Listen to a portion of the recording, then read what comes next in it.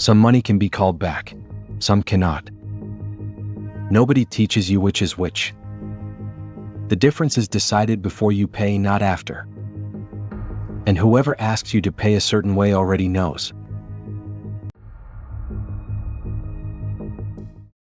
Today we break down why reversibility belongs to the method rather than to the transaction, and why the request itself is the warning. Start with the thing almost everybody assumes. The assumption is that if something goes wrong, somebody can undo it.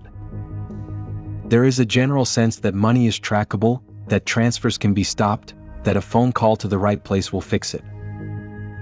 For some payment methods that is broadly true. For others it has never been true at all. And nothing about the moment of paying tells you which one you are in. There is a single question at the end of this that sorts every payment you will ever make. We will build it. Here is the mechanism, and it is structural rather than moral. Some ways of paying are designed as claims. Others are designed as deliveries. A claim means a record exists on both sides and there is a process for disputing it. A delivery means value has moved the way handing over cash moves value, and there is nothing to dispute because nothing is owed. Both are legitimate. They are simply built for different purposes. Which means the protection people rely on is not a property of the money. It is a property of the pipe the money traveled through. The same amount to the same person on the same day can be recoverable or gone depending only on which pipe was used. That is the part almost nobody knows, and it is the part the request is exploiting. Now there is an important objection, and it should be stated plainly. Irreversible methods are not sinister. Finality is a feature.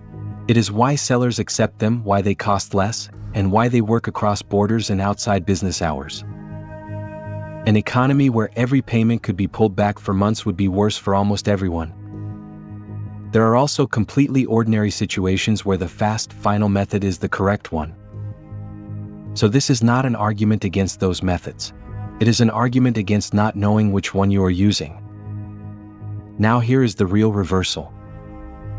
When somebody specifies how you must pay, they are not expressing a preference. They are specifying an outcome. A legitimate counterparty cares that they get paid. Method is negotiable because their concern is the amount. Somebody who insists on one particular route is telling you their concern is not the amount. It is what happens afterwards. And that is information you can act on without evaluating anything else about them. If this is landing, tap subscribe so you do not miss the next one. That single question is this: if I am wrong about this person, does this money come back? Ask it before the transfer, not after, because afterwards it is no longer a question. It has nothing to do with whether you trust them, which is exactly why it works. You are not assessing a person. You are pricing a mistake, and you are allowed to price a mistake even when you are confident. There is a detail here that catches people who think they are being careful. Speed and finality are the same property. Anything that arrives instantly has, by definition, skipped the window in which it could have been stopped. So the convenience people like most is the same feature that removes the protection they assume they have. That is not a hidden design. It is the whole design, and it is why instant methods exist. There is a second thing worth understanding because it explains why the advice is always about the first payment. Recoverability collapses in stages, and the collapse happens in hours. Once value has moved once, it moves again, and each additional step makes it less locatable. That is why every serious warning about this is about acting immediately rather than acting eventually. The difference between reporting something in an hour and reporting it the next morning is often the difference between two entirely different outcomes. There is one more pattern worth naming because it looks like the opposite of a warning. Sometimes you are asked to send a small amount first to check that it works. That step is presented as caution, and it feels like caution, which is the point. What it actually establishes is that the channel functions and that you are willing to use it. Nothing about a small transfer arriving safely tells you anything about a large one, because the risk was never in the mechanics. There is a specific category worth naming because it is the clearest signal that exists. Sometimes the requested method is not a payment method at all. Vouchers, prepaid balances, stored value of any kind, or codes read out loud over a phone. None of those were built to settle a debt between strangers. They were built to be given as presents. So a request to pay a serious obligation with something designed as a gift is not unusual. It is definitional. No genuine bill has ever been settled that way, and no legitimate organization has ever needed it to be. There is also a first hour that matters more than everything after it. If you realize something has gone wrong, the useful actions are contactable and immediate. Tell the provider of the method in whatever way is fastest before doing anything else. Do not spend the hour establishing what happened or how embarrassed you are. Reversibility, where it exists at all, is a race, and the people who recover anything are almost always the ones who moved first and explained later. There is one more thing worth preparing before you ever need it. Know now who you would contact and how for each way you move money. Not vaguely. The actual route, findable in under a minute, without searching for it while your hands are shaking. That is a 10-minute job on an ordinary afternoon, and it is worthless at every moment except one.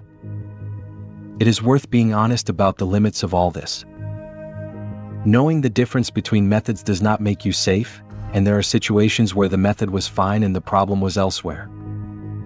Some legitimate purchases require the final kind of payment and always will. The point is not to avoid those. It is to know, at the moment of paying, which kind of payment you are making, so the decision is one you made rather than one that was made for you. Once you see this, several things stop being confusing. Why the instruction is always so specific about the method. Why a reason is always offered for why the ordinary way will not work today.